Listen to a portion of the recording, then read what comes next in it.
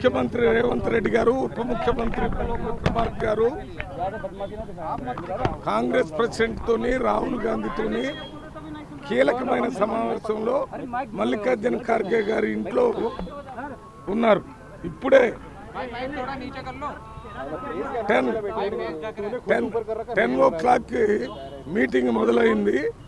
ఇది తెలంగాణ రాష్ట్రంలో caste senses మీద తెలంగాణ రాష్ట్రంలో 42% రిజర్వేషన్ బీసీలకు ఇచ్చిన దాని మీద ఈ విషయాలన్నీ కూడా మల్లికార్జున గారు తర్వాత రాహుల్ గాంధీ గారి దృష్టికి తీసుకుని రావడానికి వచ్చారు.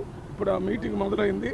సాయంత్రం 5 గంటలకి మొత్తం లోక్సభ ఎంపీసు, రాజ్యసభ ఎంపీసు, తర్వాత AICC general secretaries, AICC in-charges అందరూ కూడా ఇందిరాభవన్లో ఈ క్యాస్ట్ సెన్సెస్ మీద, అదే రకంగా 42% రిజర్వేషన్ మీద పవర్ పాయింట్ ప్రజెంటేషన్ ఇవ్వటం జరుగుతుంది. అది ఇవాళ సాయంత్రం జరిగింది. నిపుణుల కమిటీ కూడా వచ్చింది.